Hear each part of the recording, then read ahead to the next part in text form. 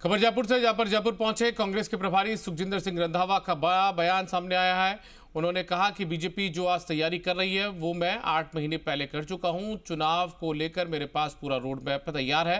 विपक्ष का काम है आरोप लगाना और विपक्ष के आरोपों में कोई दम नहीं है। रंधावा ने कहा कि जब कांग्रेस के लोग मणिपुर का मुद्दा उठाते हैं तो बीजेपी वाले चुप्पी साध लेते हैं। राजस्थान में कानून व्यवस्था पूरी तरह से मजबूत है।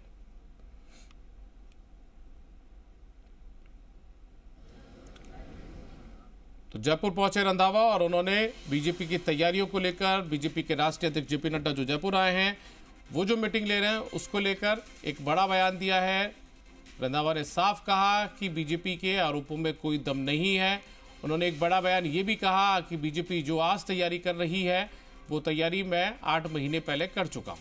चुनाव को लेकर मेरे पास पूरा रोड मैप है। और शशि मोहन शर्मा हमारे साथ में, हमारे सहयोगी फोन लाइन पर जुड़ गए हैं।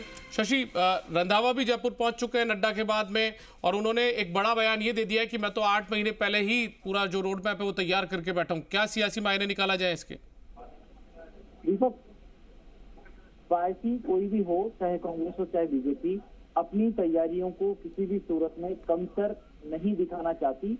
यही कारण है कि प्रदेश प्रभारी सुखजिंदर सिंह रंधावा जब आए और उनसे बीजेपी की तैयारियों की बातचीत की गई, जेपी नड्डा आए हुए हैं, उनकी मीटिंग की बातचीत की गई, तो उन्होंने साफ कह दिया कि वो ये तैयारियां 8 हैं।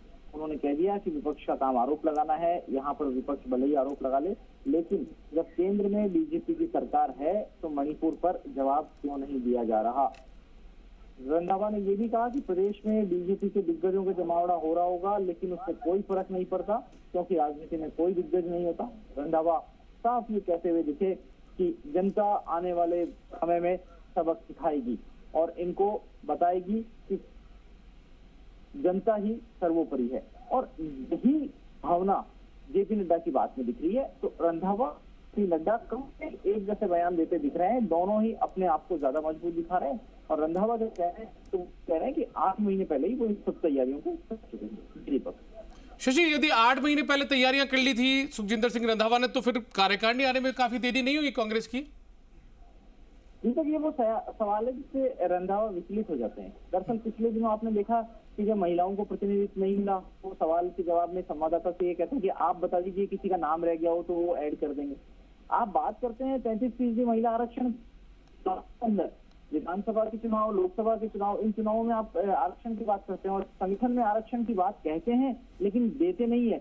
और जब उनको इस खामी की तरफ ध्यान दिलाया जाता है तो उल्टा पत्रकारों से, संवाददाताओं से ही सवाल जवाब करते हैं कि कहने को रंधावा ये कह लें कि 8 महीने पहले उन्होंने तैयारी कर ली थी, लेकिन जब सचिन पायलट और अशोक गहलोत को एक टेबल पर नहीं ला सके थे तब और उनसे पूछा जाता था तो ये कहते थे कि उनके 5 महीने ही हुए हैं और पहले के इसका उनको यहाँ पर ज्यादा पता नहीं है। और जब तक 8 महीने की बात रंधावा कहते हैं, वो तैयारी का प्लान पहले से बनाकर के लेके आए थे। जो वो ये कहते हैं कि 8 महीने पहले उन्होंने तैयारी, देखिए तैयारी करने में, संगठन को समझने में, जिलों तक संगठन को में वक्त लगता है और रंधावा ने इसमें पूरा वक्त लिया भी है और अभी तैयारी पूरी करनी है। अगर वो ये दावा करते हैं तो क्या वो टिकट घोषित करने की स्थिति में है?